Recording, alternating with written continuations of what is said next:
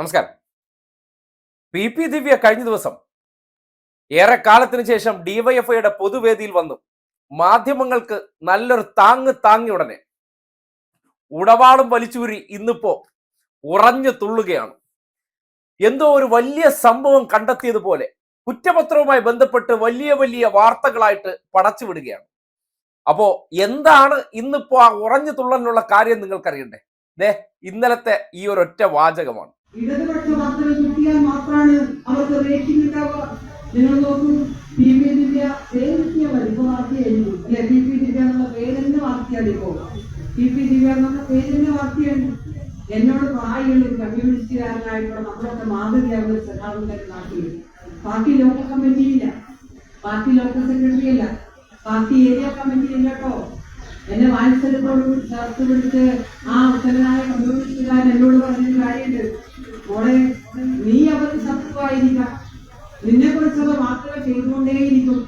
ഒരു നാൾ നീ CPI-നെതിരെയോ നമ്മുടെ പാർട്ടിക്കെതിരെയോ ഒരു വാക്ക് പറഞ്ഞു നോക്ക്, നിന്നെ പോലെ മഹാലക്ഷ്മിയെ പോലെ മറ്റൊരു സ്ത്രീയെ കാണാൻ കിട്ടൂല നാലെഴുതും ഈ പറയുന്ന മാധ്യമങ്ങൾ എഴുതി. അങ്ങനെ നമ്മളതിന് നിൽക്കുവോ? ഇല്ലല്ലോ. വെട്ടിയരിഞ്ഞിട്ടാൽ പോലും അതിനേക്കാളും ഉയരത്തിൽ വളർന്ന ശിഖരങ്ങളുള്ള വൃക്ഷങ്ങളായിട്ട് കമ്മ്യൂണിസ്റ്റുകാർ വളരുന്നതായതിൽ ഒരു തത്വവും വേണ്ട. CPM-നെ ഒന്ന് തള്ളി പറഞ്ഞാൽ ഞാൻ നാളെ മുതൽ മാധ്യമങ്ങളുടെ മഹാലക്ഷ്മിയായി മാറും എന്നുള്ള വാചകം. പക്ഷെ അത് നടക്കണ കേസില്ല. മുറിച്ചിട്ടാൽ പല ശിഖരങ്ങളായിട്ട് പടർന്നു കയറുന്നതാണ് കമ്മ്യൂണിസ്റ്റ് രീതി എന്നുള്ളത് പറഞ്ഞു വെച്ചപ്പോ പൊള്ളലേറ്റിരിക്കുന്നത് ആർക്കാണെന്ന് നോക്കിയാൽ മതി. അതിന്റെ അടിസ്ഥാനത്തിൽ ഇന്നിപ്പോ കയറി അടിച്ചൊരു വാചകമാണ് മീഡിയ വൺ. അതായത് നവീൻ ബാബു കൈക്കൂലി മേടിച്ചതിന് തെളിവുണ്ടെന്ന്. സ്വാഭാവികമല്ലേ? ഈ നാട്ടിൽ ആദ്യമായിട്ടാണോ ഒരു വ്യക്തിക്കെതിരെ അഴിമതി ആരോപണം ബോധ്യപ്പെട്ടതിന്റെ അടിസ്ഥാനത്തിൽ പരസ്യമായി ഒരാൾ അത് പ്രതികരിക്കുന്നത്? അതെന്തോ ഒരു വലിയ അപരാധമായി ചിത്രീകരിക്കപ്പെട്ടു. അതിന്റെ നെല്ലും പതിരും ഒക്കെ തിരിയട്ടെ. ആ കുടുംബത്തിനെ കൂടുതൽ വിഷമിപ്പിക്കേണ്ട എന്ന് കരുതിയാണ് അക്കാര്യത്തിൽ കൂടുതൽ ഷാർപ്പായിട്ട് സംസാരിക്കാത്തത്. എന്തായാലും ഒരാൾ ചെയ്ത തെറ്റെന്താണ്? അയാളെ വിമർശിക്കപ്പെടാനായിട്ടുള്ള കാര്യം എന്താണ്? ആത്മഹത്യ ചെയ്തു, ശരിയാണ്. എന്തുകൊണ്ട്?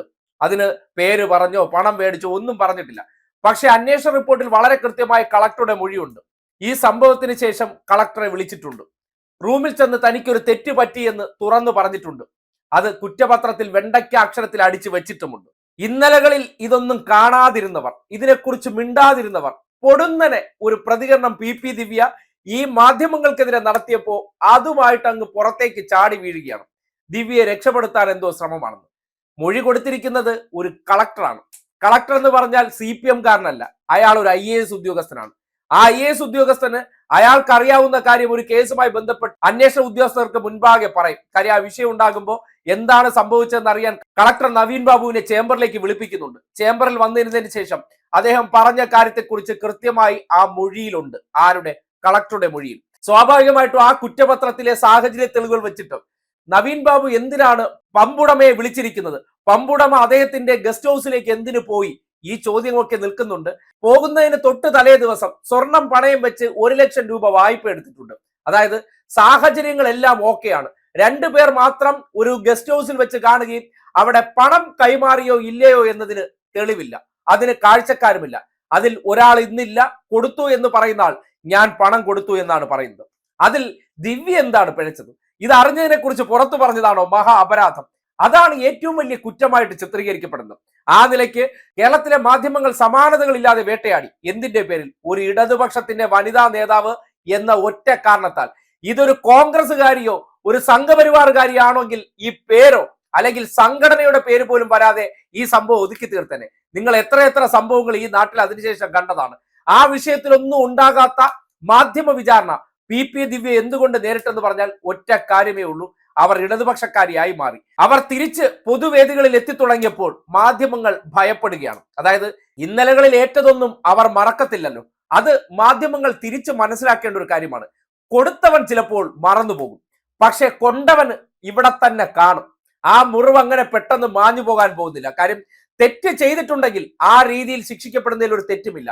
താൻ അറിഞ്ഞൊരു കാര്യത്തെക്കുറിച്ച് പറഞ്ഞത് മഹാ അപരാധമായി ചിത്രീകരിച്ചുകൊണ്ട് വേട്ടയാടപ്പെട്ടു. അതിന്റെ സത്യാവസ്ഥ പോലും പുറത്തു വരാതെ, ഒരു ആത്മഹത്യാ കുറിപ്പ് പോലും ഇല്ലാതെ അങ്ങനെ ഒരു കഥയുണ്ടാക്കി വേട്ടയാടപ്പെട്ട ആ വ്യക്തി പൊതുവേദിയിൽ ഇനിയും നിങ്ങളെ വിമർശിക്കും. ഒരു സംശയവുമില്ല. ഇതുപോലെ എല്ലാവരും കൂടി ഒരുമിച്ചങ്ങ് വാളെടുത്ത് ഉറഞ്ഞു തുള്ളിയാൽ പേടിച്ചു പോകുമെന്ന് കരുതരുതേ. അതിനൊരൊറ്റ ഉത്തരമേ ഉള്ളൂ, അവർ ഒരു കമ്മ്യൂണിസ്റ്റ് ആണ്. ആ കമ്മ്യൂണിസ്റ്റ് ആയതുകൊണ്ടാണ് ഇത്രയും വലിയ മാധ്യമ വേട്ട ഉണ്ടായിട്ടും അതിനെ നേരിടാനും അത് താങ്ങാനുമുള്ള കരുത്ത് അവർക്കുണ്ടായതും. അതുകൊണ്ട് ഇനിയുള്ള സന്ദർഭങ്ങളിൽ തുടങ്ങിയിട്ടല്ലേ ഉള്ളൂ, വരാനിരിക്കുന്നതേ ഉള്ളൂ. കമ്പ് വെട്ടിയപ്പോൾ തന്നെ ഇമ്മാതിരി ഉറഞ്ഞു തുള്ളാതെ നേരത്തെ വന്നതെടുത്ത് എന്തോ ഫ്രഷ് പോലെ അവതരിപ്പിക്കുമ്പോൾ കേൾക്കുന്നവർക്ക് മനസ്സിലാകും ആര് പൊള്ളലേൽക്കുന്നു, ആര് ഭയപ്പെടുന്നു. ഞങ്ങളെ തിരിച്ചു പറഞ്ഞാൽ ഇപ്പൊ കാണിച്ചു തരാം, ഞങ്ങളെ ഒരു ക്യാമറയും കുറച്ച് കോലും ഉള്ളത് കൊണ്ട് എന്തും അങ്ങ് അടിച്ചിറക്കുമെന്നൊക്കെ വിചാരിക്കുകയാണെങ്കിൽ അതൊക്കെ അങ്ങ് പണ്ടെന്ന് മാത്രമേ പറയാനുള്ളൂ. നിങ്ങൾ കാണിക്കാൻ പറ്റുന്ന മാക്സിമം കാണിച്ചു. ഇനി അതിന്റെ സെക്കൻഡ് ഹാഫാണ് കാണാനിരിക്കുന്നത്. പറഞ്ഞവർക്കെല്ലാം കൃത്യമായിട്ട് പേരെടുത്ത് മറുപടി തന്നെ കൊടുക്കേണ്ടതുണ്ട്. അത് ഏതൊക്കെ വേദിയിൽ അവസരം കിട്ടുന്നോ അത് ചെയ്യേണ്ടതുണ്ട്. ഈ നാട്ടിലെ ഇമാതിരി മാധ്യമപ്പണി എടുക്കുന്നവരെ എല്ലാം സമൂഹത്തിന്റെ മുന്നിൽ തുറന്നു കാട്ടി കൊടുക്കേണ്ടതുണ്ട്. കാര്യം അമ്മാതിരി ഇരയാക്കപ്പെട്ട വ്യക്തിയാണ് PP ദിവ്യ എന്നുള്ള കാര്യത്തിൽ ഒരു സംശയവുമില്ല. അതുകൊണ്ട് ഭീഷണിപ്പെടുത്താൻ നിൽക്കല്ലേ, അതുകൊണ്ടൊന്നും ഭയപ്പെടാൻ പോകുന്നില്ല, പിൻവാങ്ങാനും പോകുന്നില്ല എന്ന് മാത്രമേ പറഞ്ഞു വയ്ക്കാനുള്ളൂ.